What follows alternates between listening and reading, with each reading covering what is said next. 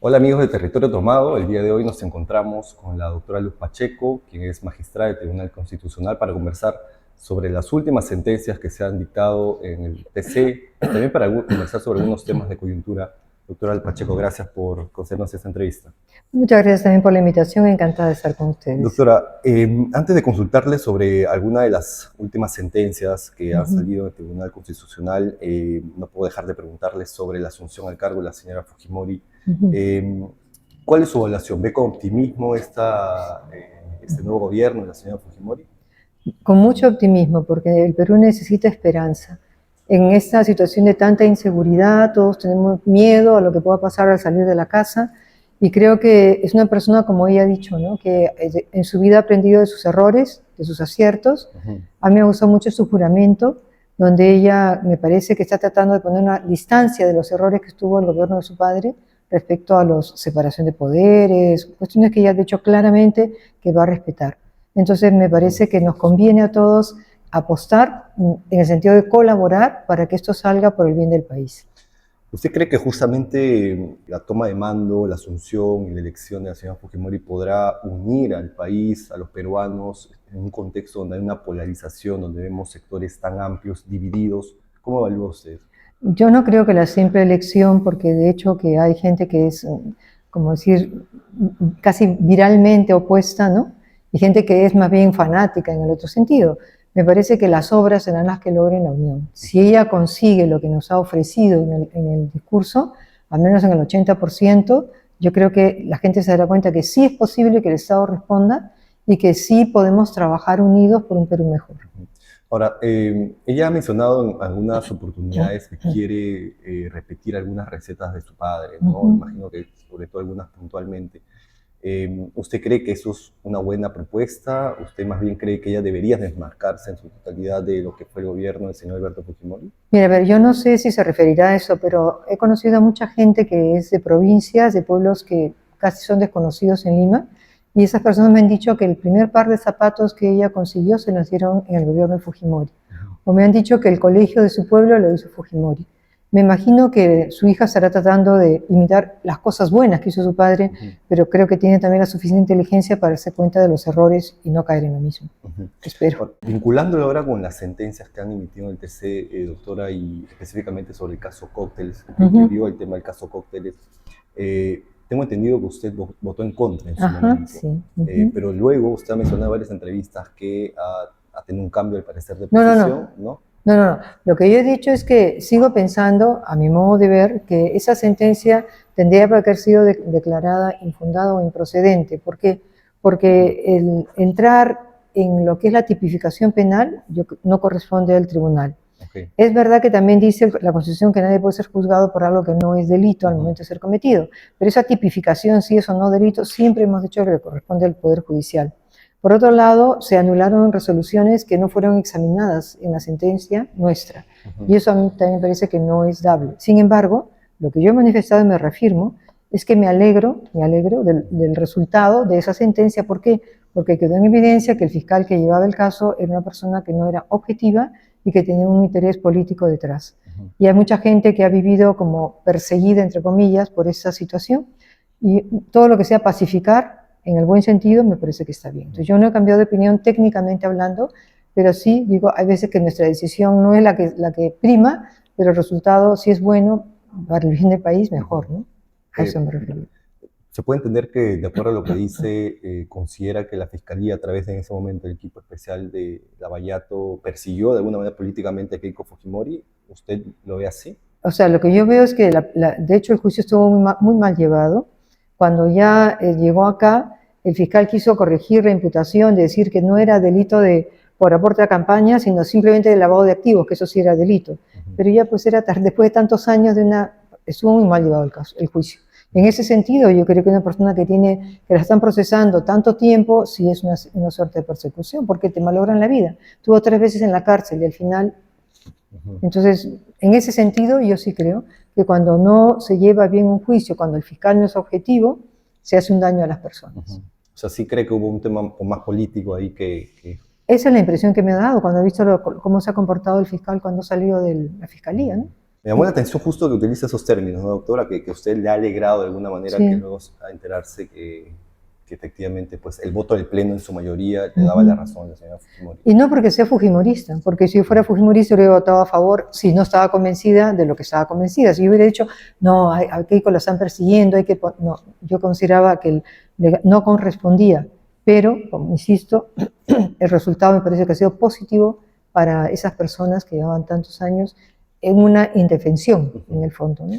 Doctora, ahora pasando al caso del señor Ollantumala, y lo conecto porque entiendo que es casi un poco los casos similares, los que se han visto. Hay una similitud, digamos, en lo que se está analizando en tanto en el señor Humala como lo que se analizó en el caso de la señora Fujimori. Eso es lo que ha dicho lo que dice la defensa, ¿no? Yo ya lo he manifestado públicamente que de lo que yo he estudiado no me parece que sea un caso igual. ¿Por qué?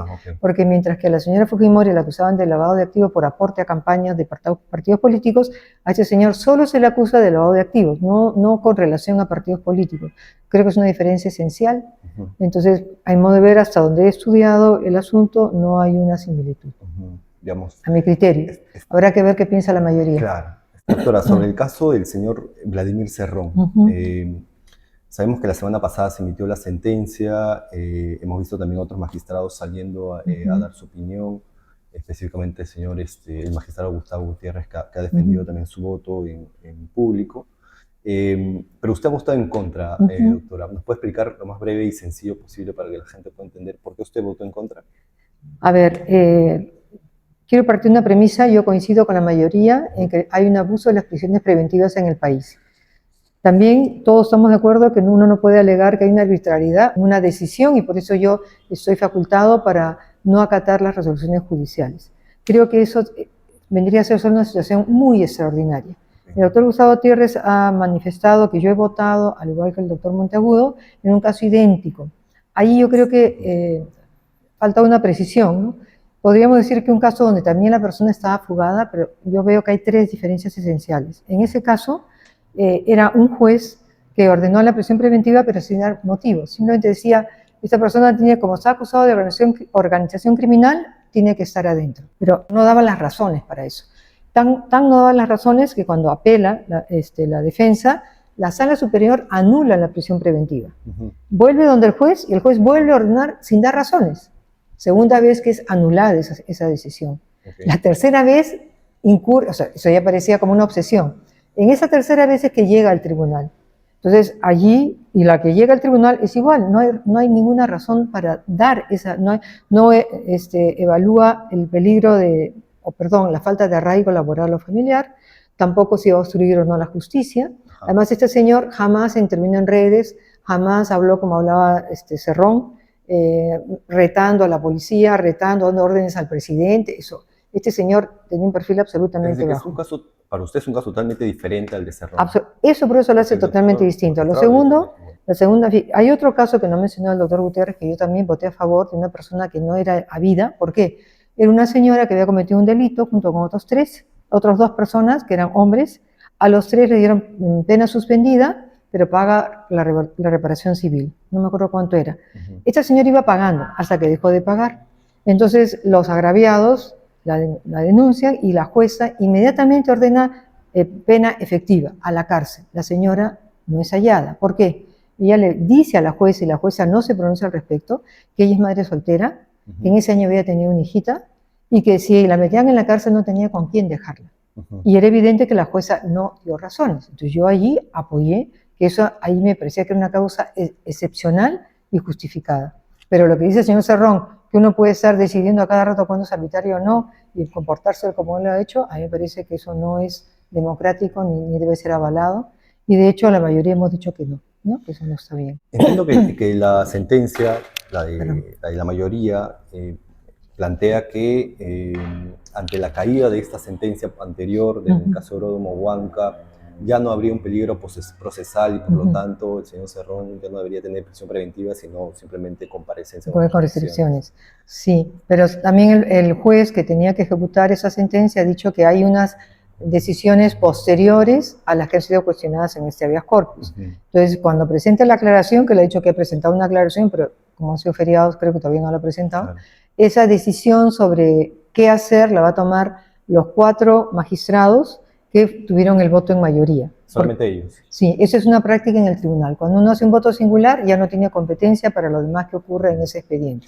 Ok, doctora, pero le decía que en la mayoría entiendo que la justificación es esta, ¿no? Que como se cayó esa otra sentencia, ya no habría peligro procesal y por lo tanto ya no debería haber prisión preventiva, sino solamente comparecencia. Pero usted entiendo que plantea que sí habían Claro, todavía peligro sí, procesal por las condiciones en las que él actuaba al margen de la ley. Entiendo como claro. no presentarse a sus Mi- reuniones, a los meets o a las cosas. Exactamente, o sea, si igual, ¿no? En el caso anterior que hemos mencionado, ese señor que estaba también no habido, él no tuvo una regla de virtualmente conectarse. Okay. Hasta el momento, el señor Cerrón, a pesar de que no tiene impedimento para hacer eso, no lo ha hecho ni una vez.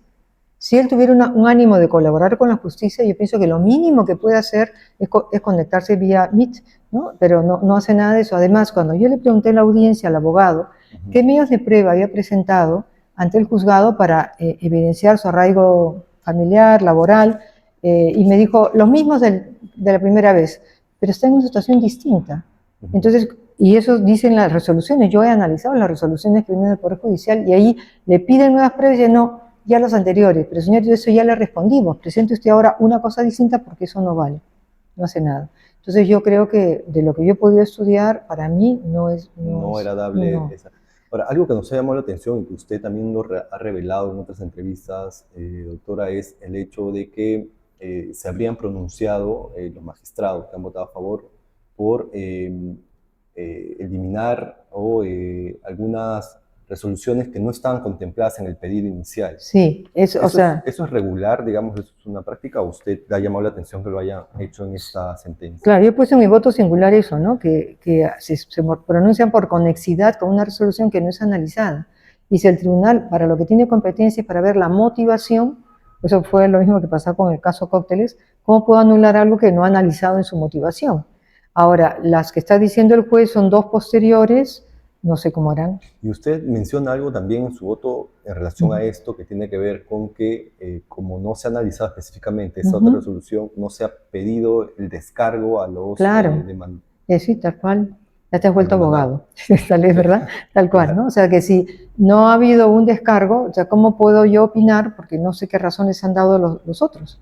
Y de hecho, necesariamente para anular algo, uno tiene que haber analizado expresamente y decir, aquí hay una falla, y no simplemente decir, ese es mi criterio, ¿no? En general. Pero bueno, entre abogados ya sabemos que hay muchas opiniones y eso pasa así. Sí, pero vean atención, ¿esto es una práctica regular o es algo que suele pasar también en las sentencias? Que de acuerdo a los magistrados pueden incluir algo finalmente. Bueno, no sé, en principio uno puede decir por conexidad, sí, por conexidad, puede decir, bueno, está relacionado, pero tiene que haber analizado, ¿no? Pues si yo digo que está relacionado, bueno, demuéstrame en qué. Pero me parece un poco difícil si es un hecho posterior, que no ha sido materia en ningún momento, pero veamos pues qué decide la mayoría, respecto, qué razones dan, ¿no? Claro.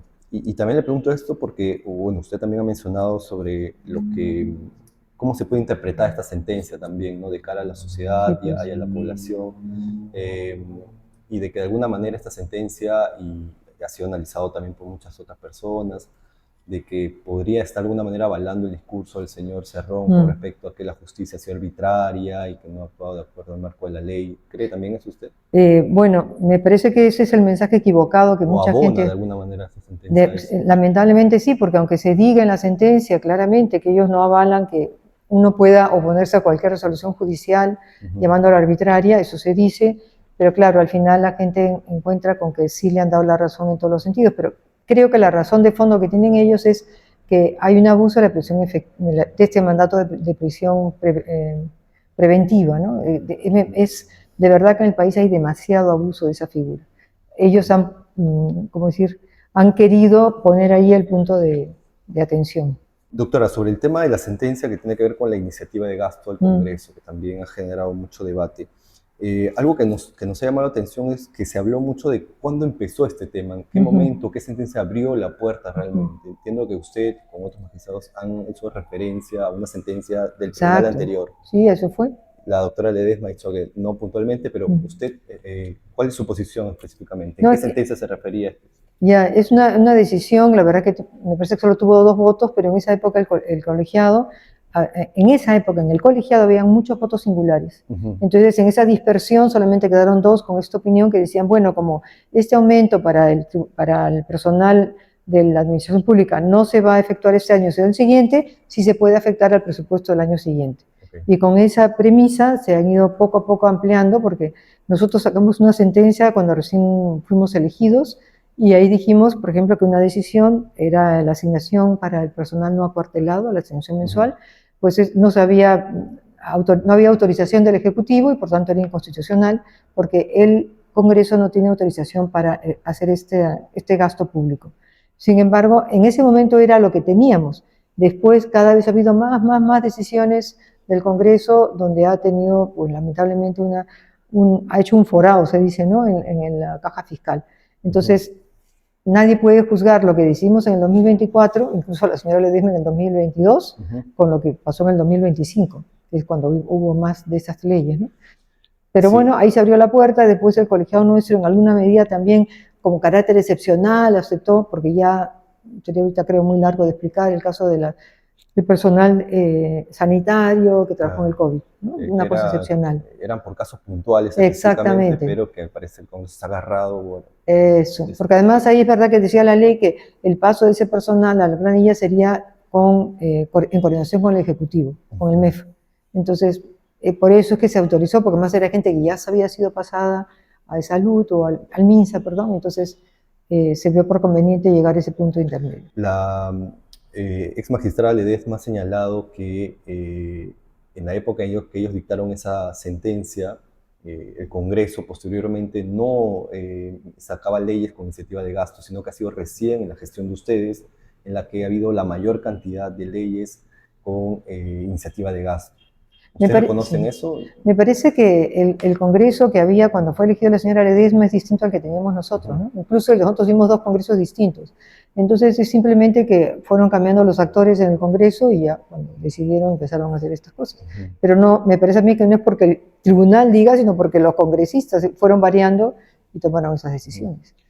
En todo caso, ¿usted cree que debió haberse sido más preciso, haber puesto un candado más concreto en ese sentido? ¿O cree que la manera en cómo actuaron y cómo analizaron ese tema fue la manera correcta? Mira, nosotros no somos economistas, no tenemos una bola de cristal.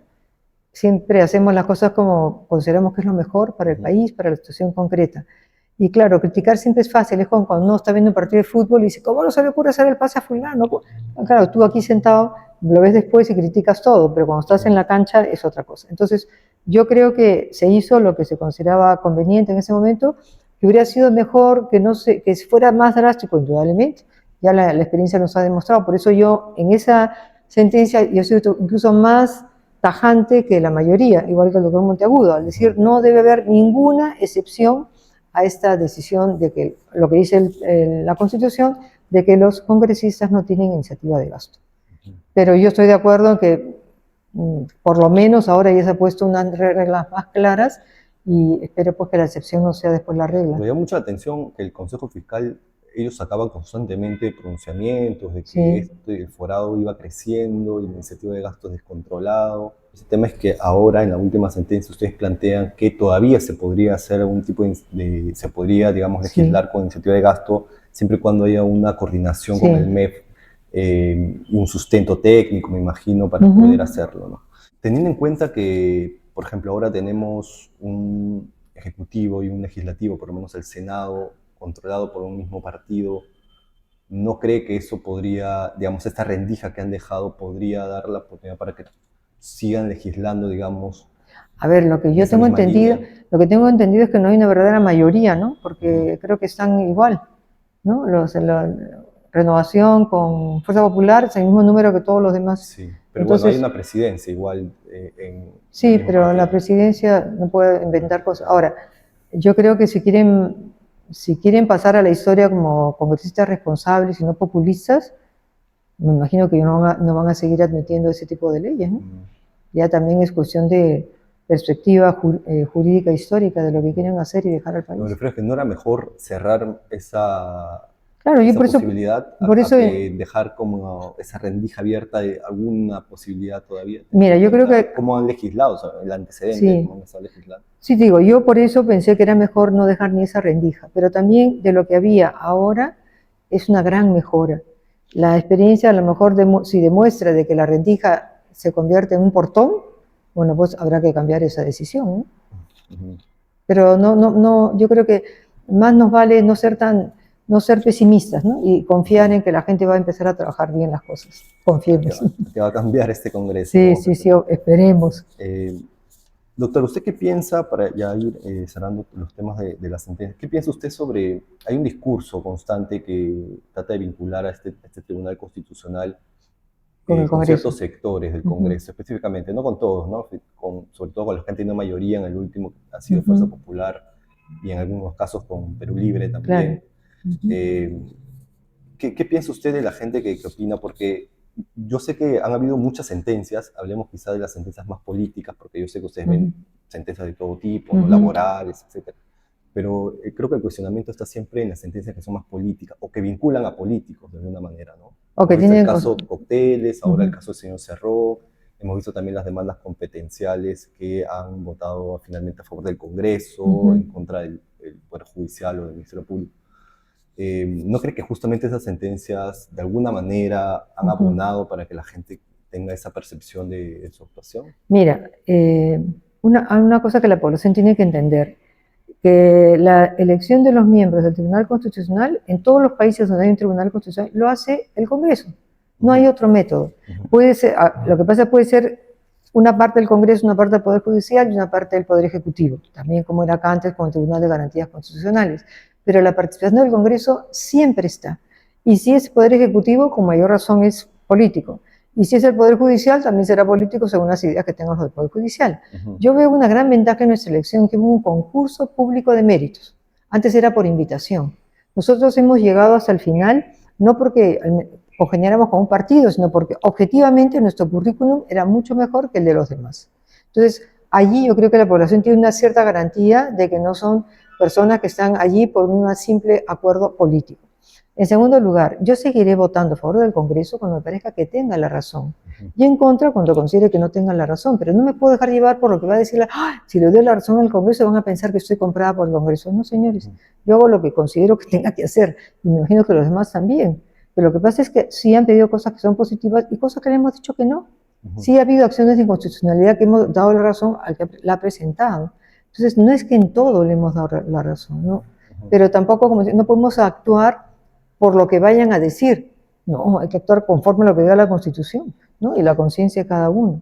Doctora, le agradezco. Muchas gracias por conversar sobre varios temas y bueno, esperemos que haya otra oportunidad para seguir conversando. Encantada de verdad. Muchas gracias.